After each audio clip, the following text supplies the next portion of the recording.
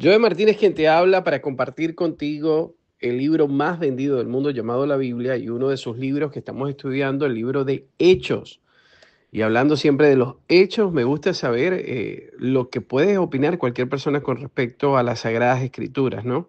Obviamente no estamos para debatir ni para contender, pero vi el caso de un ateo que obviamente no cree que las cosas morales vengan de Dios. ¿Has escuchado sobre la moralidad?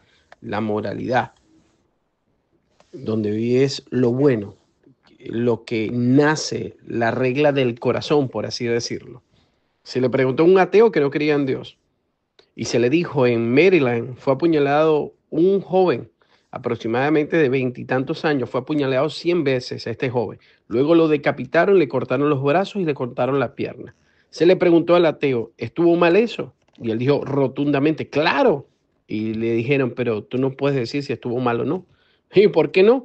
Bueno, porque tu estandarte moral no está. No lo tienes, pues no crees en Dios. No, no, pero yo sé lo que es bueno y lo que es malo. ¿Y de dónde nace lo que es bueno y lo que es malo? ¿De dónde nace no matarás? ¿Quién colocó esa regla en el corazón del hombre, en la conciencia? ¿De dónde vino ese principio? ¿De dónde nació la moralidad? Si tú no crees en Dios, pero crees en lo que moralmente Él hizo, hace o dijo, ¿no es una contradicción? Libro de Hechos, capítulo 19, versículo 11. Vamos a estudiarlo. Dice, y hacía Dios milagros extraordinarios por mano de Pablo. Otra señal del llamado de Pablo.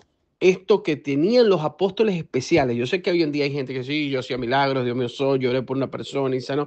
Está bien, Dios se manifiesta, claro que sí, pero la señal de los apóstoles, como la de ellos, no ha habido ni habrá. Fueron 12 hombres escogidos. Y usted dirá, pero un momentico, usted está hablando de los 12 discípulos. Sí, los 12, que uno se suicida, que es el caso de Judas, y queda un 12. Matías lo incorporan, pero lo incorpora el hombre. Estudiamos en el libro de Hechos que esto fue decisión humana, no fue decisión de nuestro Señor. Pero sí vemos que Pablo, según este libro, caminó con Jesús durante 3 años y fue formado, y para ustedes contar, él se considera el apóstol número 12 escogido por el Señor y tiene esta señal. ¿Cuál señal? Señal de milagros, de prodigios. Dice el versículo 12, de tal manera que aún se llevaban a los enfermos los paños o delantales de su cuerpo y las enfermedades se iban a ellos y los espíritus malos salían.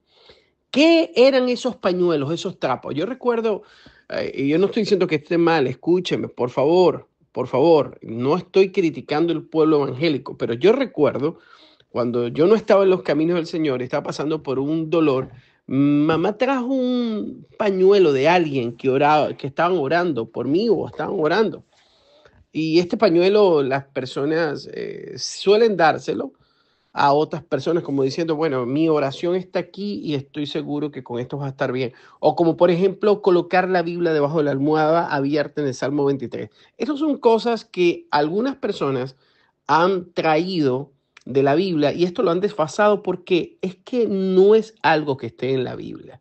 Una cosa es la historia de la Biblia y otra cosa es que aplica a tu vida la Biblia o que esto trasciende a nuestros tiempos. No, estos trapos de Pablo no era como el trapo que me llegaron a mí, bueno, no era un trapo, era un pañuelo, con limpio y perfumado. Estos trapos que tenía Pablo eran pañuelos o trapos sucios donde él secaba su sudor porque trabajaba haciendo carpas y este tipo de cosas o tiendas y este tipo de cosas, Pablo se limpiaba las manos, se secaba el sudor, lo tiraba al piso y esto obviamente olía hasta mal y todo lo demás.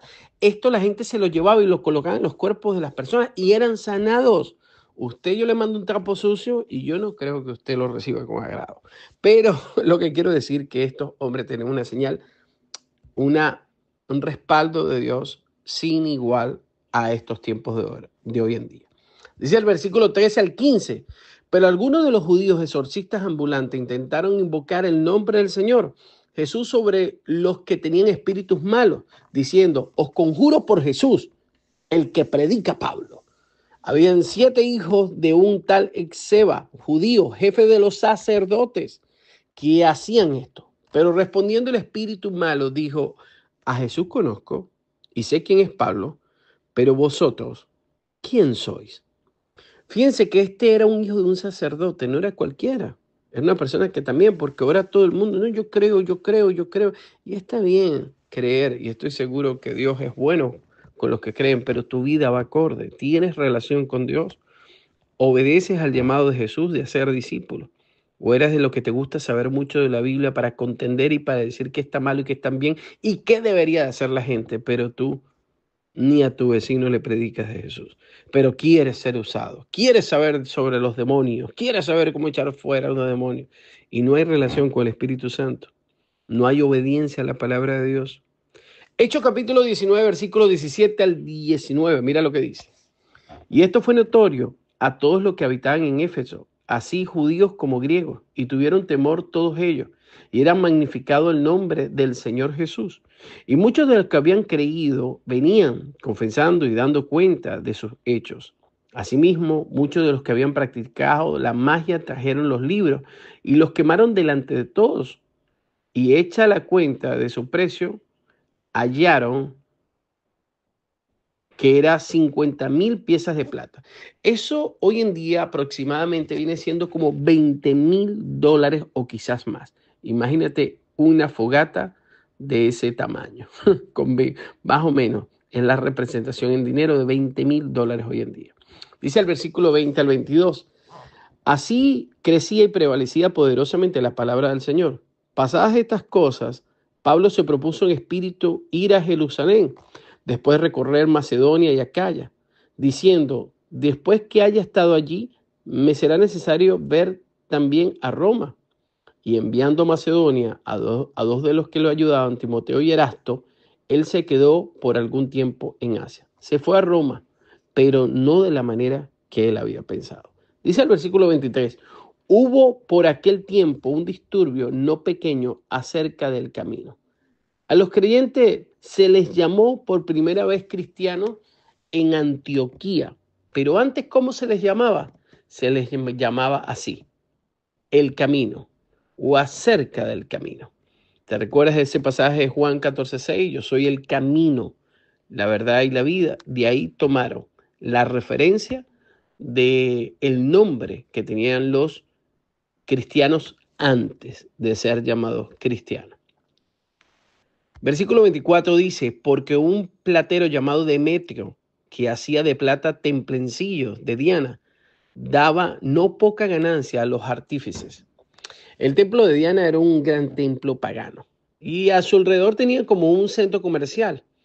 En aquel tiempo, ese templo era una de las 7 maravillas del mundo antiguo. Fue el templo griego más grande que se había construido y era el más hermoso, a pesar de que la imagen que tenía era una imagen de Diana, pero era espantosa porque no era la Diana elegante de los griegos, era la Diana oriental, con muchos senos así voluminosos. Y el misterio, o mejor dicho, el ministerio de Pablo empezó a perjudicar esto y Demetrio reunió a la gente porque no estaba de acuerdo con lo que estaba pasando porque estaban afectando sus ganancias.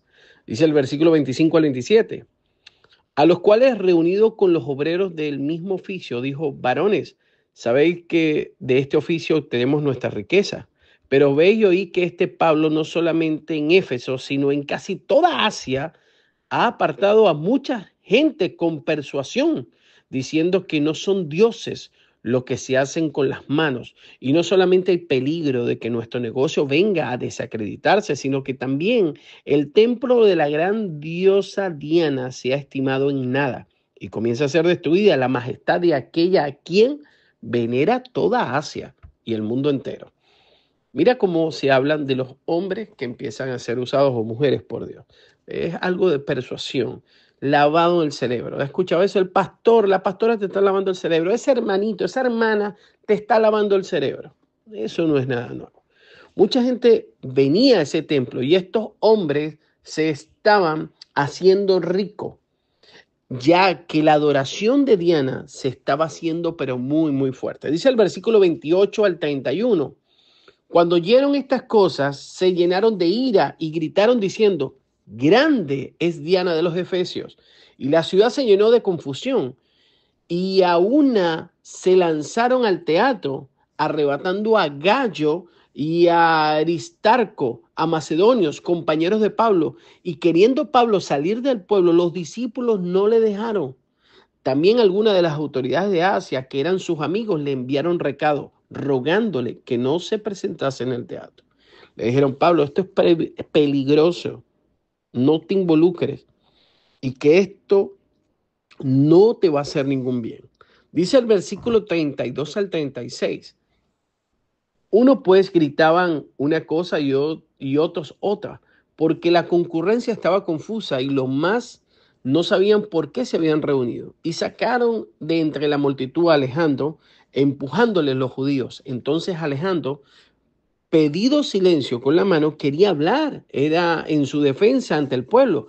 Pero cuando le conocieron que era judío, todos a una voz gritaron casi por horas, grandes dianas de los efesios.